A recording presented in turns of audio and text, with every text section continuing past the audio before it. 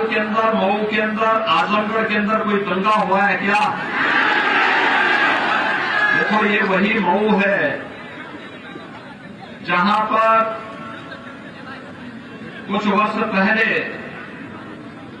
इसी मऊ में रामलीला के दौरान कितना बड़ा दंगा हुआ था। और उस दंगे में मरने वाले कौन लोग थे? यादव थे, खटिक थे, वर्मा थे, निर्दोष हिंदू थे। और भाइयों बहनों, एक माफिया कैसे खुली जीप के ऊपर असला लहराते हुए कैसे पूरे शहर के अंदर जाकर के भय और दहशत का माहौल पैदा कर रहा था। समाजवादी पार्टी की सरकार थी। समाजवादी पार्टी की सरकार कीड़े की तरह रेंगती हुई मौन थी इस माफिया के सामने। और उस समय भी मैंने विरोध के लिए गोरखपुर से प्रस्थान किया था। मैंने अकेले विरोध किया था और तब भी मैंने कहा था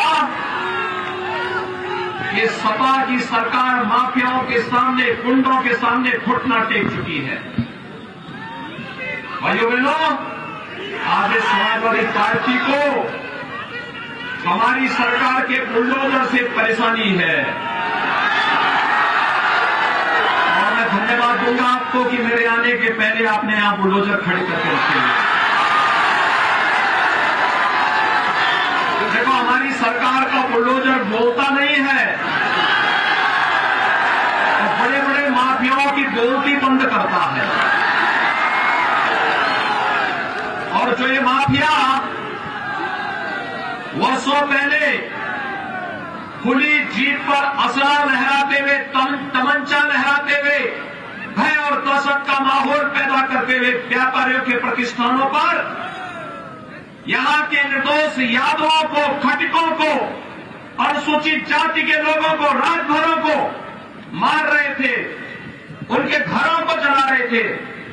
आज आप उस माफिया को देखते होंगे कैसे वह कीड़े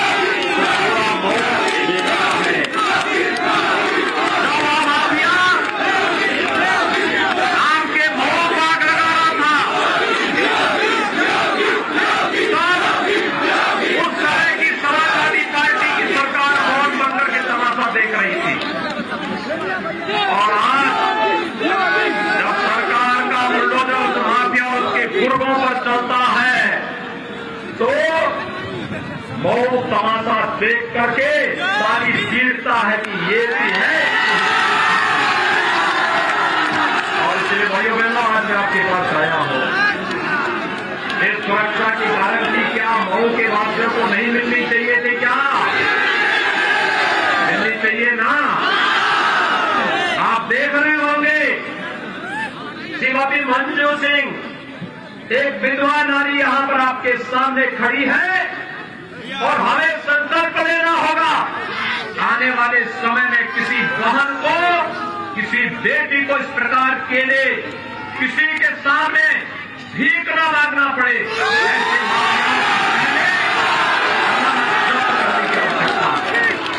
ऐसे आप देखेंगे इस सरकार का भय है कि आज ये माफिया चुनाव लड़ने की हिम्मत नहीं कर पा रहे हैं।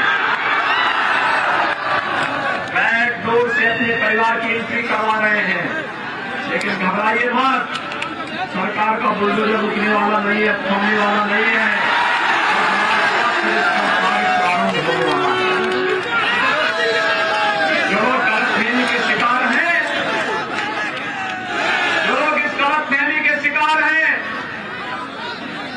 कि चुनाव यानी चुनाव के दौरान वे धमकी देकर के लोगों को धमकाएंगे, तो वो तो धमकाने वाली बात बहुत पुरानी हो चुकी है। अब मऊ का कोई नागरिक धमकी के दबाव में नहीं आता है, बल्कि धमकी बातों को सही सबक सिखाता है। और भाइयों बहनों, आज मैं इसीलिए आपके पास मैं पूछना चाहता हूं, 5 साल में प्रदेश के अंदर कहीं दंगा देखा आपने? कहीं दंगा हुआ? हो भी नहीं सकता। समाजवादी पार्टी की सरकार में कितने दंगे हुए थे मालूम है? 700 दंगे हुए थे, 700 दंगे। योगी बाबा जिंदाबाद,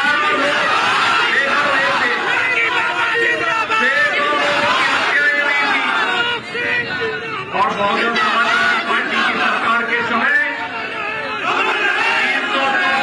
364 दंगे हुए थे। और भाइयों बहनों, उन 364 दंगों में भी दर्जनों लोग मारे गए थे। लेकिन भारतीय जनता पार्टी की सरकार के समय भाइयों बहनों, अब दंगा नहीं होता है, अब कर्फ्यू नहीं लगता है। अब भाइयों बहनों, कहीं बाजार में कोई बमबाजी भी नहीं कर सकता है।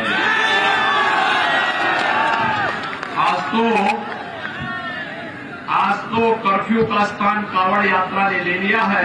हर हर बम बम का नारा लगाते हैं कांवड़ यात्रा। व्यापारिक प्रतिष्ठान पर कोई बमबाजी नहीं कर सकता, कोई गुंडा टैक्स वसूली नहीं कर सकता। और नहीं तो मऊ से लेकर के वाराणसी तक ये पेशेवर माफिया और गुंडे, अगर कोई व्यक्ति जीवन भर कमा करके पैसा इकट्ठा करके कोई जमीन का टुकड़ा खरीदता था, ये गुंडे उसमें भी अपना गुंडा टैक्स मांगते थे। कोई व्यापारी और कोई सम्भ्रांत नागरिक कोई गाड़ी खरीदता था, ये माफिया उससे भी गुंडा टैक्स लेते थे। व्यापारियों को गुंडा टैक्स देना पड़ता था। आज मैं कह सकता हूं, मेरे उत्तर प्रदेश में कोई भी व्यक्ति किसी माफिया को कोई गुंडा टैक्स नहीं देता है। और अगर कोई गुंडा और कोई माफिया गुंडा टैक्स मांगता है तो उसको गुंडा टैक्स तो नहीं, पुलिस की गोली जरूर मिल जाती है। ये फर्क है भाइयों बहनों। और ये इसलिए जिससे उत्तर प्रदेश हर बहन बेटी सुरक्षित हो सके, हर व्यापारी को सुरक्षा की गारंटी दी जा सके, हर नौजवान अपने उज्जवल भविष्य के लिए आगे कार्य कर सके। और इसीलिए 5 साल तक बिना रुके, बिना डिगे, बिना थके और बिना झुके सरकार ने कार्य किया है। आज उसका परिणाम आपके सामने है। भाइयों बहनों, मऊ का अपना इतिहास रहा है और मऊ का जो अपना इतिहास है, उस इतिहास में यहां के महान स्वतंत्रता संग्राम सेनानियों का शौर्य और पराक्रम, और साथ ही साथ भाइयों बहनों, मऊ जनपद के अंदर विकास की प्रक्रिया को आगे बढ़ाने वाले स्वर्गीय कल्पनाथ राय और स्वर्गीय रामजी सिंह जी ने जो मेहनत की थी, जो परिश्रम की थी, मऊ को उन्होंने एक पहचान दिलाने का कार्य किया था। आज भाइयों बहनों, मैं आपके पास आया हूं आपसे कहने के लिए, मुझे एक बात बताइए, क्या 2017 के पहले आपको बिजली मिलती थी? देखो, दोनों हाथ पाने में कोई दिक्कत नहीं है। मिलती थी तो बोलिए, नहीं मिलती तो मना करिए। मिलती थी कि नहीं मिलती थी? और 2017 के बाद आज बिजली आ रही है ना, पहले आती नहीं थी, आज जाती नहीं है। यही फर्क है ना। और भाइयों बहनों, 2017 के पहले तो बिजली की भी जाति और मजहब हुआ करता था, मालूम है ना। ईद और मुहर्रम रहेगी तो बिजली आएगी, और होली और दीपावली को गायब हो जाएगी। यही होता था ना। आज तो सबको बिजली, पर्याप्त बिजली। ईद हो या मुहर्रम, होली हो या दीपावली, रक्षाबंधन हो या जन्माष्टमी या शिवरात्रि, हर सबको बिजली, पर्याप्त बिजली और निर्बाध बिजली 24 घंटे बिजली। मऊ में जितने मजरे थे, हर मजरों के अंदर मैं जानता था कि मऊ के अंदर पिछली बार जो विधायक चुना गया उसको जेल के बाहर नहीं निकलना है, और इसीलिए विकास की जिम्मेदारी मैंने अपने ऊपर ली थी, जिससे बाद में मैं आपसे कह सकूं कि विकास हमने कराया है, तो इसके बदले भारतीय जनता पार्टी के प्रत्याशियों को जिता करके दीजिए।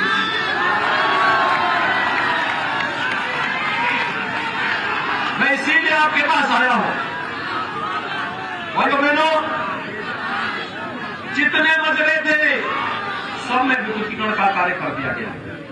अकेले मऊ जनपद में 48,000 से अधिक गरीबों को हम लोगों ने एक एक मकान दिया है, एक एक मकान दिया। जिन गरीबों की कभी छत नहीं देखी थी, पक्की छत नहीं देखी थी, उन गरीबों को हम लोगों ने एक एक छत देने का काम किया है। और यही नहीं भाइयों बहनों, आपके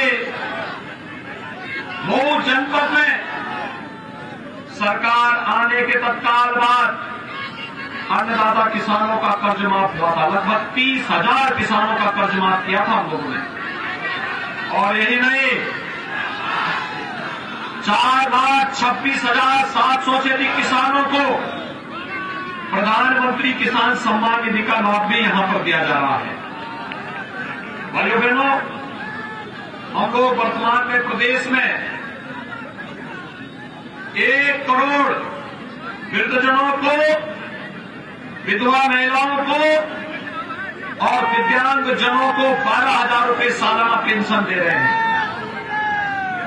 और अगर मैं मऊ की बात करूं तो वृद्धावस्था पेंशन पाने वाले 87,200 से अधिक लाभार्थी हैं।